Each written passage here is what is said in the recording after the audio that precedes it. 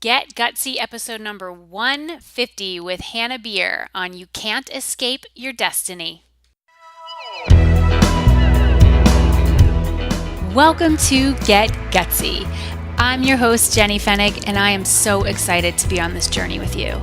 A cutting-edge show blending business and spirituality, Get Gutsy serves up a potent blend of stories, lessons, and tips to help you make a massive impact in the world through your soul's work and your inspired life. No more going it alone, no more excuses. The world needs more brave women saying yes to leadership. Are you with me? Good. Let's get gutsy now.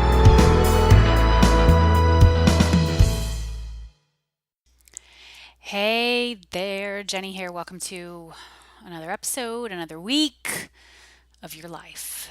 How are you?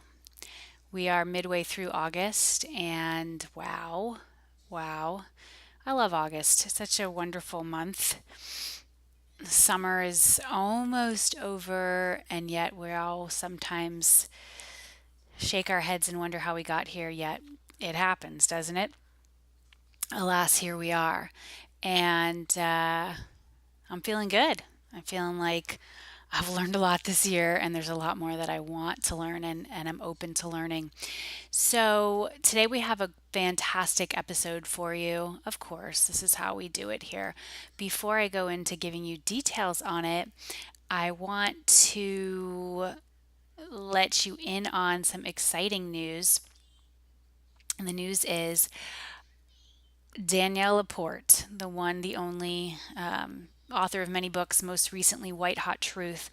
She is going to be joining me for a fantastic Q&A, jam, hangout, experience, event. You know, it's hard to even put a name to it other than the fact that it's going down, it's happening.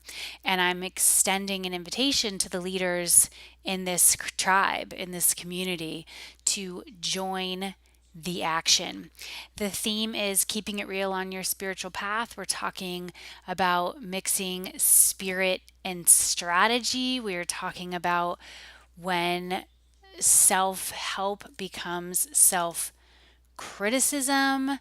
We are gathering with those who are seriously committed to doing your big work in the world and trusting that you can work with spirit on this. We're also going to talk about staying relevant in business when the market is changing so quickly. I am pumped to share Danielle with you. The many of my clients and students in current programs receive a ticket to this. My current students in my coaching school are coming. My clients in my mastermind Glow will be there. And I said, you know what? I want to have some awesome other leaders in this crew with us as well. Is that you? Are you feeling it too? I've never done anything like this before.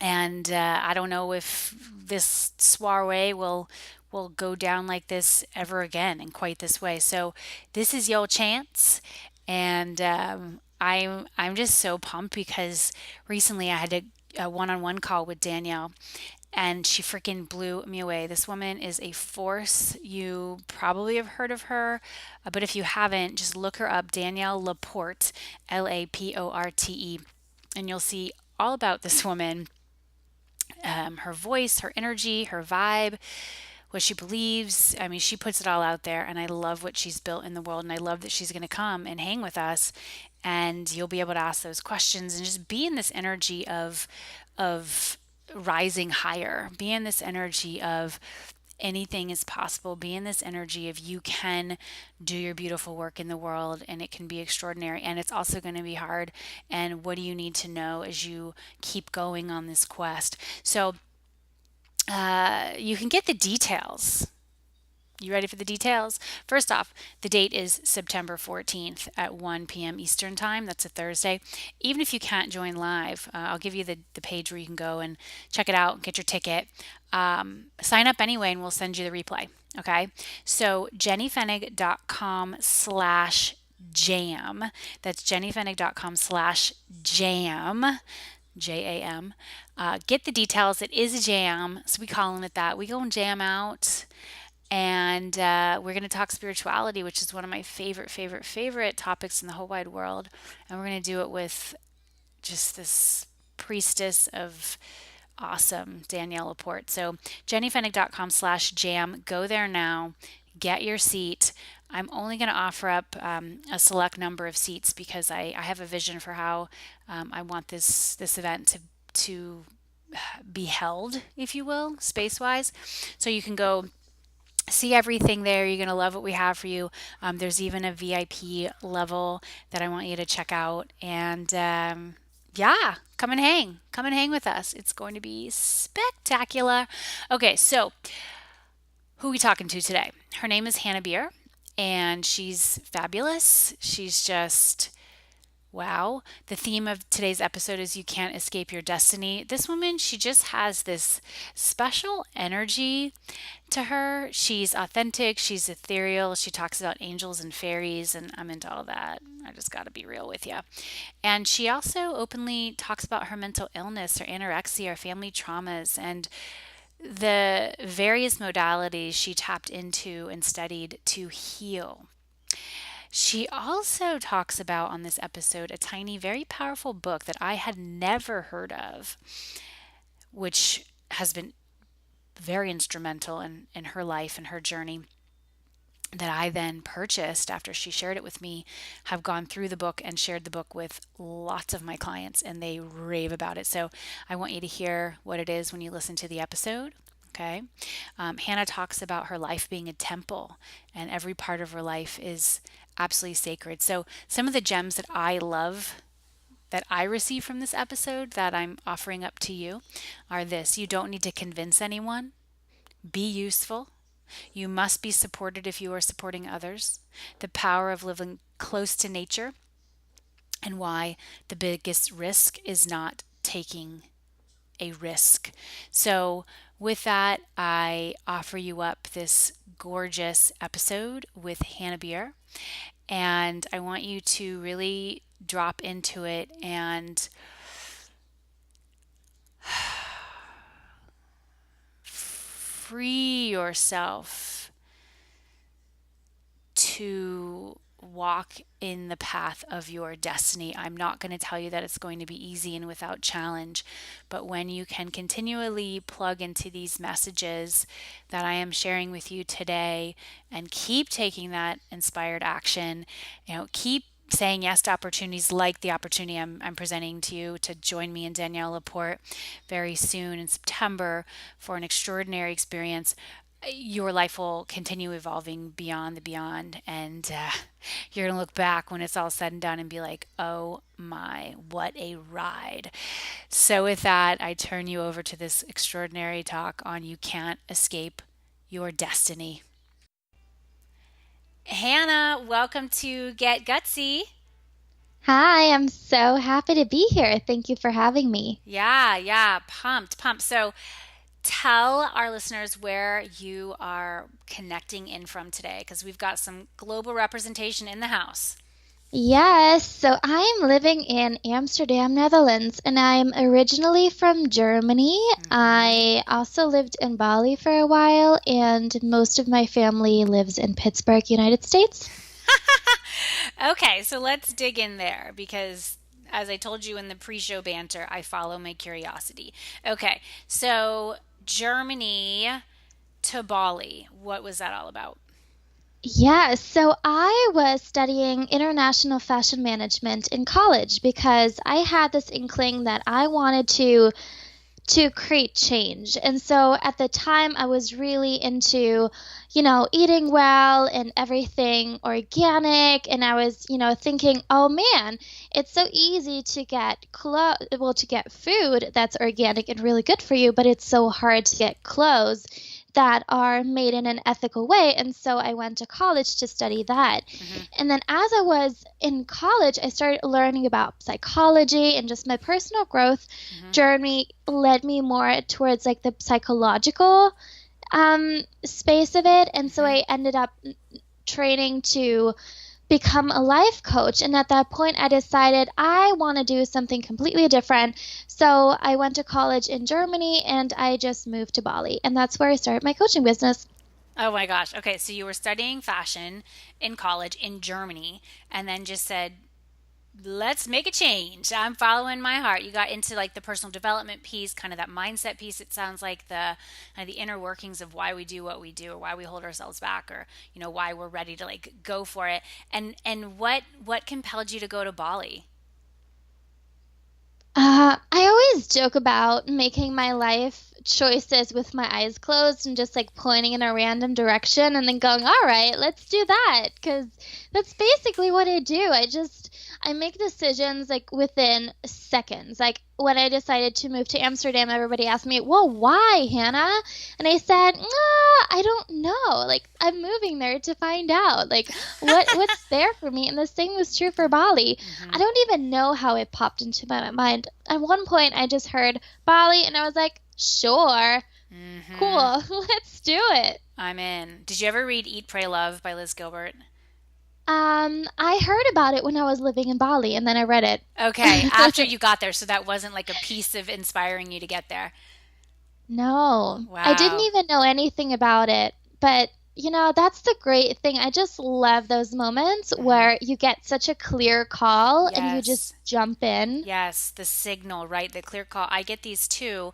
And I think when I was younger, maybe was more unsettling for me because I was like, am I allowed to do this? Like, I mean, who?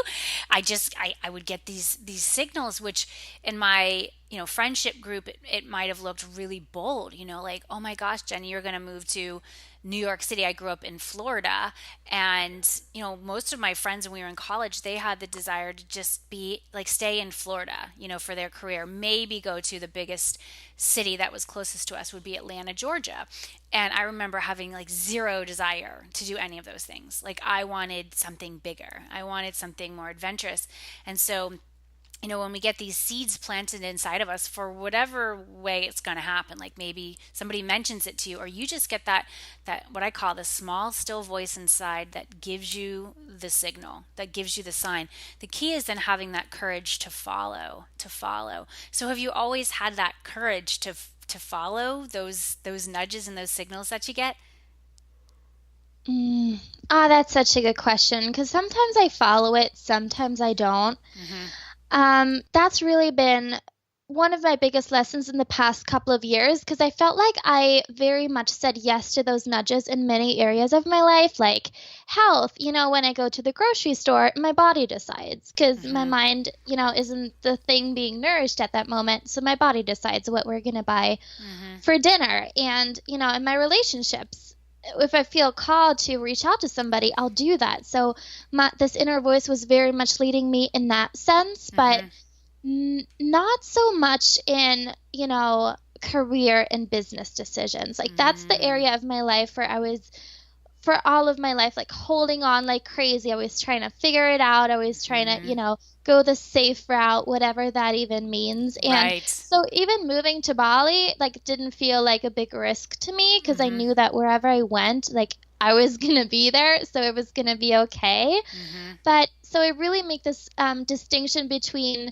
the different areas of my life because in some of them it's always been very easy Hmm. to say yes, in others, not at all. Okay, okay. So you get to Bali, you start coaching there. How did you set up your business there? What were some of those first moves that you made?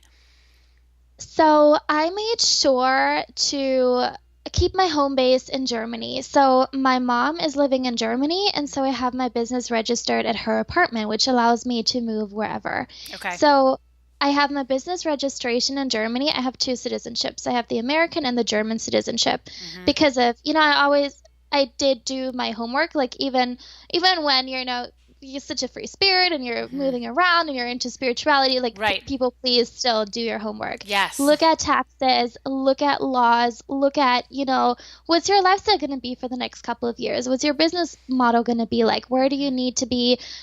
registered as your business. Like, what do you need? And so I decided that I needed my business to be in a place that I'm always going to return to. And that for me was going to be Europe, meaning Germany. So before going to Bali, I registered my business in Germany. And at that point, I didn't know what I was even going to do. So Mm-hmm. basically, just I chose a sole proprietorship because something like LLC doesn't really exist yet. Like the whole online business stuff isn't really so big in Germany yet. So I Mm-hmm. chose that. And then I moved to Bali and I just figured it out from there. In the beginning, I thought I was going to be a writer, that I was going to write books. And then, I miraculously signed up for life coach training and I took it from there. Mm-hmm. And did your clients, you were working with them online? Were you doing any in-person work? What did the client work look like? Yeah, until this day, it's been solely online. Mm-hmm. Mm-hmm. Yeah, so it really happened online. I remember a couple of months into my coach training program, the first people reaching out to me, I was a sex columnist for a magazine called The Numinous because I was really just expressing myself. And so I was, reaching out to this magazine. It was like, can I write a column called The Holy Fuck? This is being written today by somebody else because it's not like my niche anymore. But Uh-huh. at that moment, I was really into Tantra. And so I was just writing. And then I got all of these requests of people saying, oh my God, what you wrote was so candid. And it really was. And this is how I got my first client. So it was through the media, through you using one of your gifts, which was writing, reaching out to an organization, say, "Can I write a column for you?" And the name is so compelling. The Holy Fuck. I mean, that's a great name for a column. And so you're having these people reading your stuff and then getting in touch with you. And did a lot of, or just some of those people who are reaching out, they became clients? Oh yeah, and even today it's so incredible because as coaches we always we're being told or we tell other people find what works and focus on that. Mm-hmm.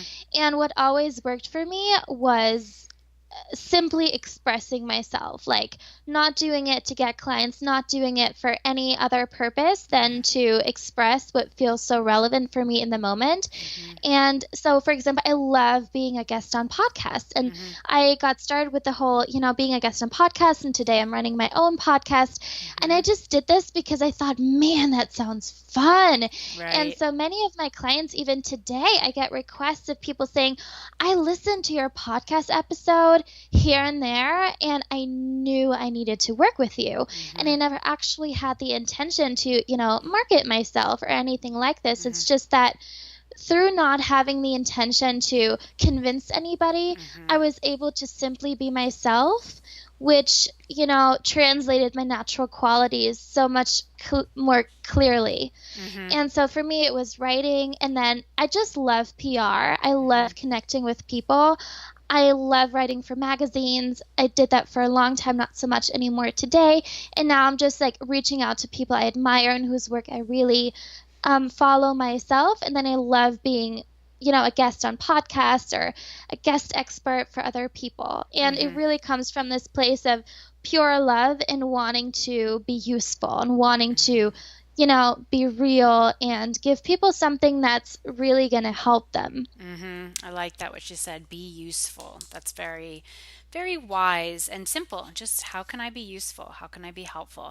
So I know, just from doing some research on your story, it was, when you were living in Bali and things were looking pretty good on the outside, but you were really struggling with what you say mental illness and PTSD and anxiety disorder and depression and even an eating disorder. Walk us through that time in your life and how did you find your way out? Oh, yes, that's a really good question. It's especially relevant for me right now because I am studying family constellation therapy. So I'm getting another degree in that. And I'm also studying hypnotherapy and I'm doing a lot of breath work, which is a type of energy healing. And this Mm-hmm. has been stirring up my anxiety and depression again. So even Mm, today, it's still very much relevant. Like I can't say this used to be, it's not happening anymore. right. I definitely still have, these episodes of depression. And when I started my business, I was in no place to run a business really. I I was still very much depressed, struggling with PTSD. I experienced rape a couple of times in my life, Mm-hmm. physical abuse, emotional abuse. I started therapy when I was 14. I continued therapy until I graduated from high school and moved away. And yeah, it's really, really, really hard to build a business Mm-hmm. when you are in a very, very, very dark place. But I wasn't really conscious of it because I hadn't known anything but this. And so I felt like, oh, okay, things are, feeling better now.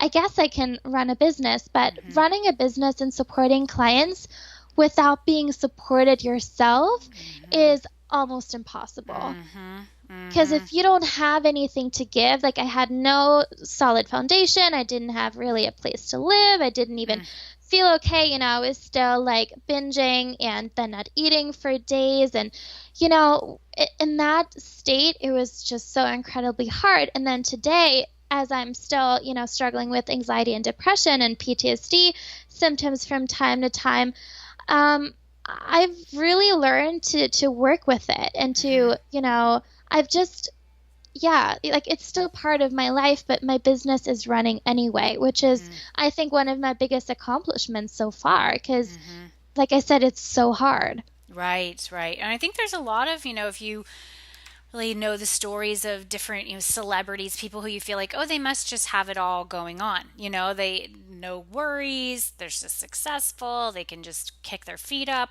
When you really dig deeper into those stories, many of them are also struggle with these issues. I too, definitely anxiety. Like that's the one that really, for me, has gotten me a lot in my life. Not so much depression, but the anxiety, the fears of what might happen, and it's almost like this low grade buzz that kind of just buzzes underneath the system. And I've had to really check myself as my business has grown and things have evolved. You know, you want that, right? We want the growth. We want to have more success and new opportunities and the abundance and all. And I found that even when those things happen, like the anxiety can get even louder during those moments because it's like you're leaving behind an old piece of yourself. You're leaving behind this level that you've mastered and now you're moving to this new one. And it's almost like the anxiety is this familiar friend, right? Which isn't the best friend for you. It's kind of like the bad influence, but it's still there. And I've, definitely agree with you about, being supported if you are supporting others. Like I have a great therapist. I've done a lot of EMDR work with this person, which is a great form of therapy for trauma because I experienced a lot of trauma in my childhood and I was carrying it with me because I didn't know what to do with it. It's like I guess you just take it with you. And so that EMDR work with my therapist, and then doing body work, and just allowing myself to be nurtured and cared for, like really, really cared for, without wanting anything in return, from these people who are caring for me, except I'm going to pay them for their service, has been so transformative for me. And it's something that I'm so glad you brought up, Hannah, and that I want our audience to take in, that you've got to do this because what so often can happen in this line of work is that we burn out. We just burn out because our candle goes out. We've just poured everything that we have out and there's nothing left, and we're like falling apart, and then our personal lives start falling apart, and then our health starts falling apart, and it's like this domino effect. So for you, you kind of reach this point where it was like, oh my gosh, something's got to give. And so did you really just start, working with different healers? Was that when, did you have some kind of a spiritual awakening at that point? Like what was like the kind of, the breakthrough that occurred for you when you were in these dark moments? Mm, that's a really good question. And I'm going to be completely honest with you. Mm-hmm. So, I spend a lot of time in therapy. Mm-hmm. And I mean, every therapist works differently, and there are so many different types of therapy. And the Yeah. therapy that I received kept me alive but didn't help me heal. And then the Uh-huh. next thing I got into was nutrition Okay. because, your nervous system is wrecked after years and years of anxiety. It's what you Right. mentioned earlier, this undercurrent of, anxiety, it's so incredibly draining on your adrenal glands and just your entire system. And so Yeah. learning about nutrition was really helpful for me, and then yoga and all that kind of stuff, but it never really helped. Like, obviously, when I'm, in handstand for 10 minutes, like Yeah. during that time, I'm not going to feel it. Mm-hmm. But, I needed something different than that. And so I really like shopped around for stuff. And what made the biggest difference in my life so far, Mm-hmm. and this might sound a little funny, but That's I okay. found a book that's called The Abundance Book by John Randolph Price. Cool.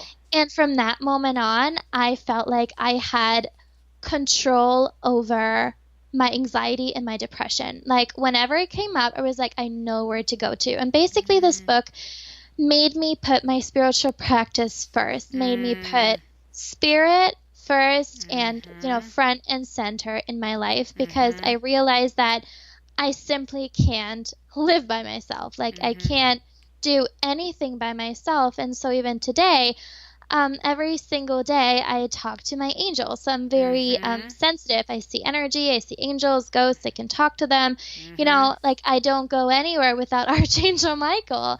And I pray to God all the time. Like, I really live in this constant state of prayer. And Mm-hmm. that's the thing that has helped me create a really stable, comfortable life, at the same time embrace the growth that is Mm-hmm. just a natural part of being a human, Mm-hmm. and manage my anxiety. Because when you know you're taken care of and somebody is holding you Mm-hmm. so strongly, and you know that there's nothing that you can do wrong, there's no need for anxiety at all, because anxiety and Mm-hmm. depression is really mental. It Mm-hmm. takes a toll on your emotional body, Mm-hmm. but it is, thoughts. Mm-hmm. Mm-hmm. Absolutely. I love that. I'm with you on the angels and the prayer and talking to God and looking for, I mean, that's really the voice inside to me is that's when the divine is talking to us, and it's giving us these clues. And I know what you mean, because sometimes you might try to say that to others who don't vibe on that, and they're kind of like, what? But you're safe here. You can talk to me about this stuff for sure. Say the name of the book again, by John Randolph Price, The Abundance Book. The Abundance Book. Okay, nice and simple. The Abundance Book. Oh my gosh, that sounds really good. I hadn't heard of that one yet, so thank you. Yeah, I mean, it is like, thank goodness for the authors of the world. I went the distance and wrote a book myself, and it's a lot of fucking work. And so I'm glad for the people in the world who are willing to do it, because books really can change our lives. I feel like it's one of the most intimate experiences when you read a book, because you're holding it in your hands. And I'm still like old school. I like actual paper books. I don't do Kindle. I don't do digital, because I'm on enough screens that I don't want any more when I'm reading. And so for me, when I'm holding that book in my hands, and I always have a pen when I read, and so I'm underlining or pointing notes out, and it's like something happens within that experience. And it sounds like what happened with you with the Abundance Book was freaking huge. And so at what point did you read that book? That must have been, and I just did my taxes, so I know what I bought last year. I think I bought it in January 2016, and I've been studying it every day ever since. Wow. Okay. Wow. Shout out for that book, The Abundance Book. Okay. And so it was then that you realized, like, it was about your spiritual practice, that, everything just kind of took second place to that. And so walk us through your spiritual practice. You talk about Archangel Michael and then prayer. What else do you do to kind of stay in that place of being guided by spirit on a regular basis? So as part of the book, there is this meditation series, and I meditate on spirit every single day, and it explains to you how to do this. And it really, so what's important for me is to have this physical sensation experience of the divine. Mm-hmm. And I'm also a priestess of the divine feminine, so I very much live the priestess lifestyle, which means that I eat plants, I work with flower essences, I talk to fairies, I talk to angels. My entire life is a temple. I have crystals all around, and Mm-hmm. you know, This the other day, my boyfriend came in the room and I was like talking to a fairy who was sitting on my plant, and he was so stunned and he was like, God, you need a pet? Because he thought I was petting my plant. Just stuff like that. Like, I always tell my clients that the closer they live to nature, the healthier and happier and more flowing they will be. It is simply impossible for us to be unhappy when we live close to nature. So Mm-hmm. that's also a spiritual practice of mine, to be as close as I can possibly be. My plants all over my office, my crystals all around. Like Mm-hmm. I look like a Christmas tree sometimes with like crystal necklaces, sacred geometry stuff, but Yeah. I love keeping it as close to me as possible, which also ties back to what you said earlier Mm-hmm. about letting support in, letting the angels support us. I practice an angel meditation practice, which is called angelic breath healing, which is Mm-hmm. incredibly powerful because it takes you directly into the angelic realm and you can Mm-hmm. experience the angels for yourself. So, really making every single part of my life sacred and every single part of my life so deeply connected to nature has been so good for me because then I don't have to like schedule it in or, make sure that I don't fall off the wagon. My life is a temple. Mm. Ooh, I love that. Yes. And I feel like that was for me. And if you guys, you have to go check out Hannah's website, hannabier.com, right? I said it right. That's right. Right. HANNABIER.com. The imagery on your site is fantastic. The vast majority of your photos are outside in nature. Even your inside shots have nature in them. Like you said, the greens, there's like a really cool cactus plant in one of your photos, and your crystals and your candle. And oh, yes, for me, when I was living in New York City, which is where I went straight away after college to pursue this dream, I public relations executive was my first career, and I was living it, working at one of the biggest, best PR agencies in the world. And yet when I got there, having moved from Florida, and I grew up near the beach, I get to New York City, which there's really no nature there. There's Central Park, but other than that, there might be like a random tree, on a block, but it's a lot of concrete. It's a lot of steel buildings. And after a while, the novelty wore off and the intensity really, really hit me that to live here, I've got to kind of release some of these other pieces of me. And after 11 years of living there, I mean, way before that point, but I moved after living there for 11 years, I was like, my body was done. I was so done. I was ready to go, but I didn't know where I wanted to go. And eventually it all became clear through a series of, chance encounters. And I feel like my angels were definitely guiding me to where I am now, which is like, if you could see my office right now, all I see is green. I have a lot of windows in my space. We had this room custom designed because it didn't even exist. Like this was the land before we came in and put an addition on the house. And so I'm like literally sitting on land that didn't have development on it until we got here, and windows everywhere. My friends are my trees. Like I have other friends too, but literally I love my trees. Like we have a relationship, and I'm so grateful that my spiritual path really led me here because I can just open up my sliding glass door in my office and just walk in the grass, even just to feel the stone under my feet, the stone step to take me down to the grass. That in and of itself, just to have access to that and to give myself permission, because sometimes the work can get so full on. I have 3 kids, and so there's this constant kind of, I don't even call it like a juggling act, but just this whole thing that I'm trying to do, and do to the best of my ability, that the work can become so full on that sometimes I can forget, just that the availability of nature and like the healing qualities that it offers. And I appreciate you reminding me and the listeners today that, when you really just get outside, it's like all of your worries just go away. You're just connected into this natural creation. And we need to do that on a more regular basis for sure. Mm. Amen, sister. I love this. Yeah, and you've definitely piqued my interest on this book, the abundance book. I'm like, ooh, this is like a little treasure that's waiting that's waiting to be discovered.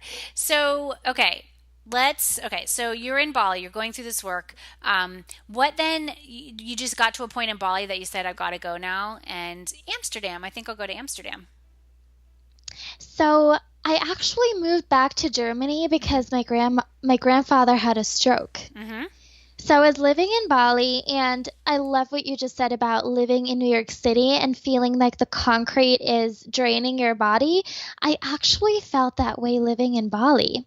So since I'm so sensitive, I'm also very sensitive to how nature around me is doing and just like the frequency of of the place I'm in. And, you know, the ocean in Bali is pretty polluted, and the rainforest isn't doing so well. So there wasn't a lot of nature, even though it is a tropical island.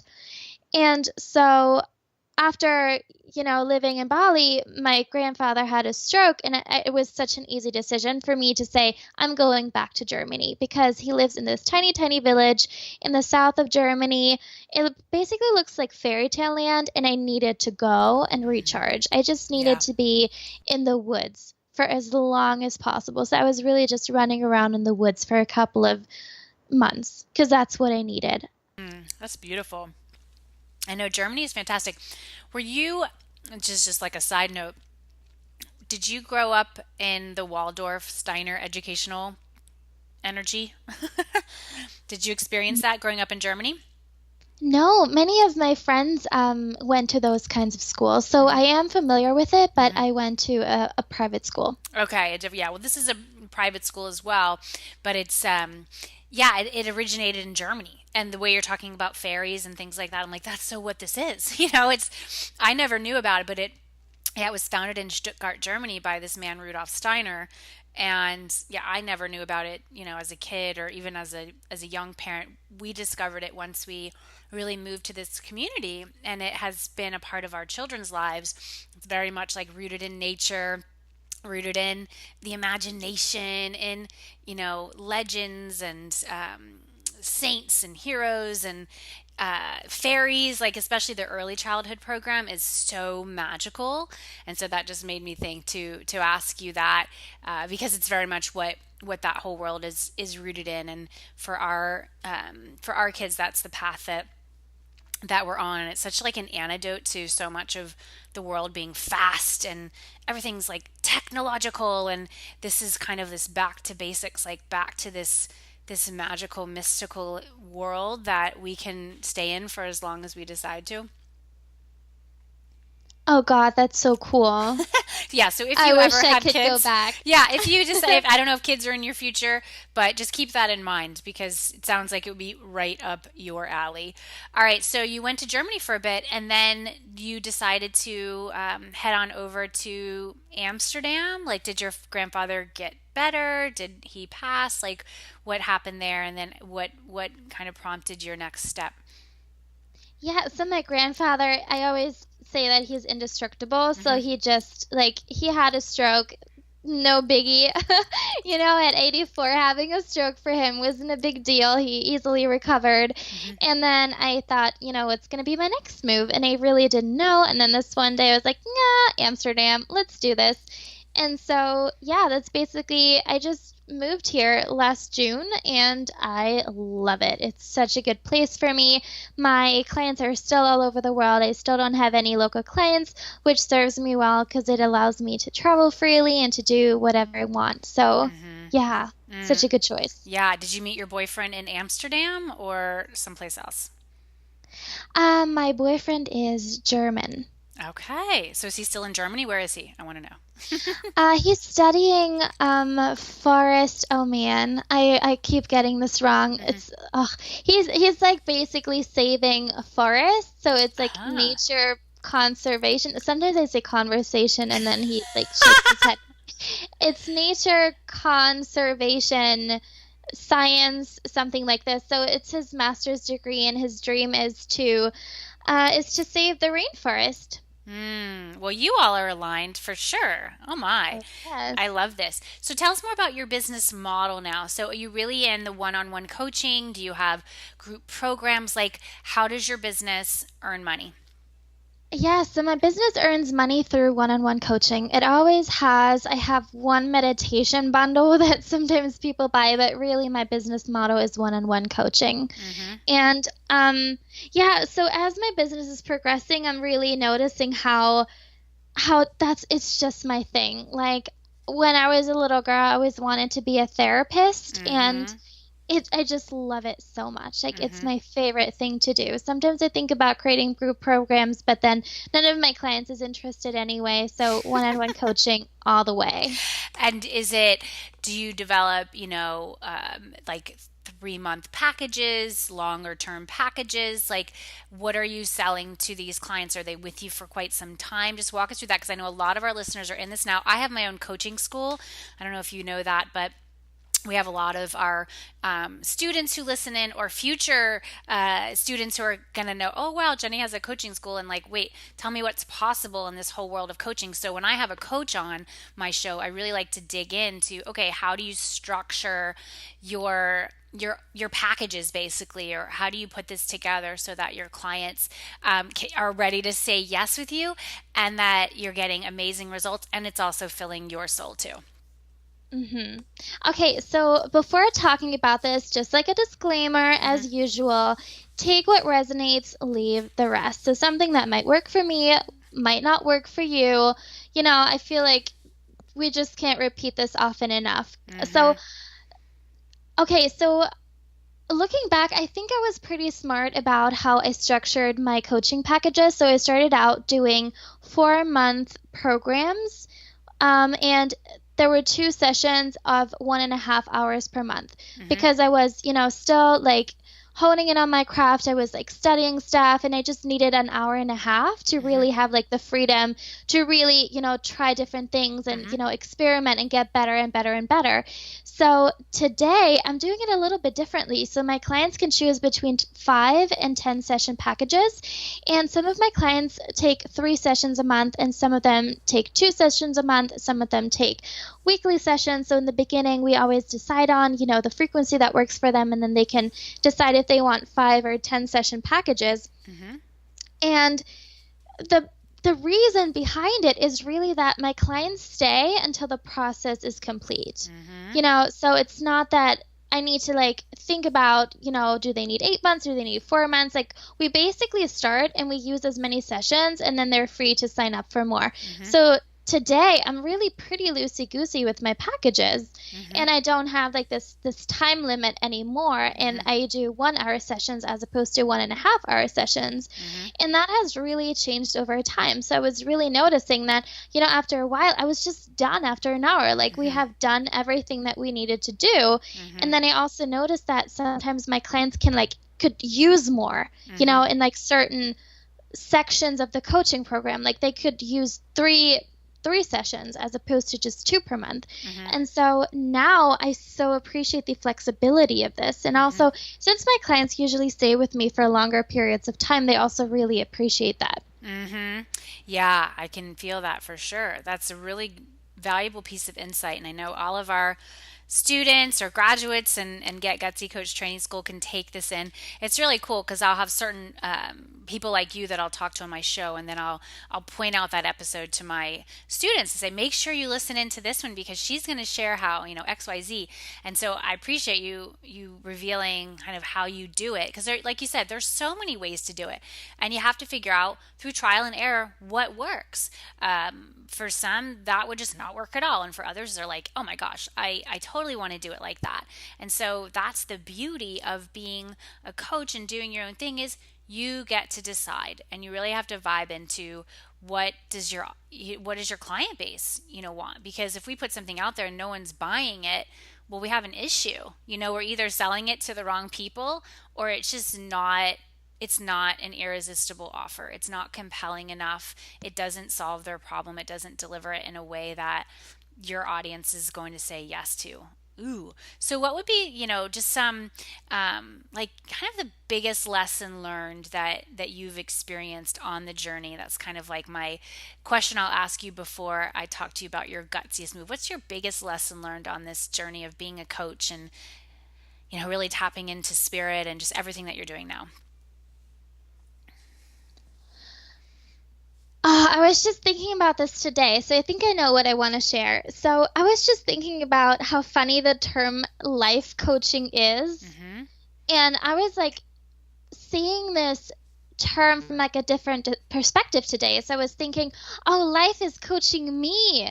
Like that's what coaching is about. Coaching is about letting life coach me. Mm-hmm. Because okay, I'm going to be really honest again. Like my business, starting my business, growing my business was extremely hard for me. Mm-hmm. Extremely hard. I did it anyway. I make amazing money. I'm so happy.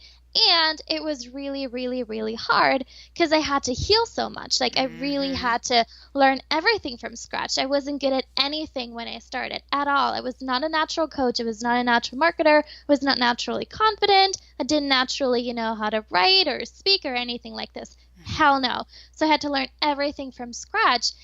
And I kept thinking, oh, well, maybe I should go back to school. Maybe I should do something different. And I kept wanting to escape it. Mm-hmm. And I just, life wouldn't let me. Like, God wouldn't let me. And even, Mm-hmm. no matter where I look, like, this is what I need to do. This is what I want to do. And so the biggest lesson for me was really that I can't escape my destiny. Oof. I Boom. simply can't.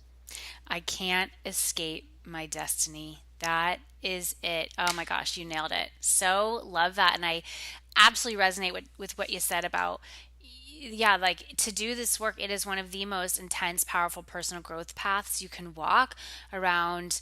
You have to do this healing. What I've learned is the only way out is through, and it can feel terrifying and like, oh my gosh, how am I going to be able to do this? But when you really do that, tap into that spiritual path, God, the divine source, angels, whatever, that's when you realize you are absolutely supported and you really have nothing to be afraid of, because when you keep saying yes, right, to that call and to that destiny, you are just exactly where you're supposed to be. Oh, this has been such a fun conversation, Hannah. I'm so glad that we've had you on the show. I am curious about this, your answer to this question. What is the gutsiest move you've ever made, and how does it inspire your life and work today? I think the gutsiest move I made was decide to start a business without knowing anything, like being completely in the dark and just being like, I'll do this. And I have zero information about how I'm going to pull it off. Mm-hmm. And this affects me today because I learned that the biggest risk is not taking the risk, and every single risk I take is so worth it. What you just said, every single step that we take is getting us somewhere. Mm-hmm. We can't escape our destiny. It is going to take us there. And yeah, I feel like that was incredibly gutsy, especially considering, how I was feeling at that point in my Mm-hmm. life and what my life circumstances looked like. I did it. Mm-hmm. And now I know that no matter what I do, the more risks I take, the more mistakes I make, the more moves I make, like every single thing pays off. Every single thing is so worth it. Every single thing drives me forward in a very significant way. Mm-hmm. Beautifully said. So with you. The biggest risk is not taking the risk. Hannah, how can people get in touch with you, find out more about you? Where do you want to guide them? Yeah, so go to my website, hannabier.com. It's Hannah, HANNABIER.com. You can subscribe to my newsletter. I have a couple of freebies up on my website. I also have a podcast. So you can just come to my website, hang out a little bit, send me a little love note through my contact form. Yeah, Perfect. And what's the name of your podcast? the Mystics on a Mission show. Ooh, I like it. The Mystics on a Mission show. Good for you, girl. Well, I do feel like I'm talking to a soul sister on the path for sure. And it's been fun. It's absolutely been fun. Thanks for your transparency and your courage, and for just proving that you don't have to really know anything, all the little nuances about business to begin. You'll figure it out. It's been done before. We can totally do this thing. Yes, we can. Thank you, Jenny. I had so much fun with you. Good, good. And all you listeners out there, I know you got a tremendous amount of value. What gutsy move are you going to make today? How are you going to put yourself out there? Because you need to remember this. You cannot escape your destiny. This is Jenny Fennick sending you so much love, light, and faith as you get gutsy. I will see you next time. Hey, this is John Lee Dumas of EO Fire, and you're listening to Get Gutsy with Jenny Fennig. Gutsy leaders unite and ignite. I hope you enjoyed this episode of Get Gutsy as much as I enjoyed creating it for you. Are you responsible for leading and growing your spiritual business? If so, I have a free tool for you that will help you spread your message like wildfire. It's called the Sacred Marketing Puzzle, and it's a one-page PDF guide that simplifies the often mysterious and confusing world of marketing. When you use sacred marketing tools to amplify your message, you'll provide huge value to your tribe and grow your business. What are you waiting for? Go to jennyfennick.com/puzzle to get yours instantly. That's jennyfennick.com/puzzle. Gutsy leaders, unite.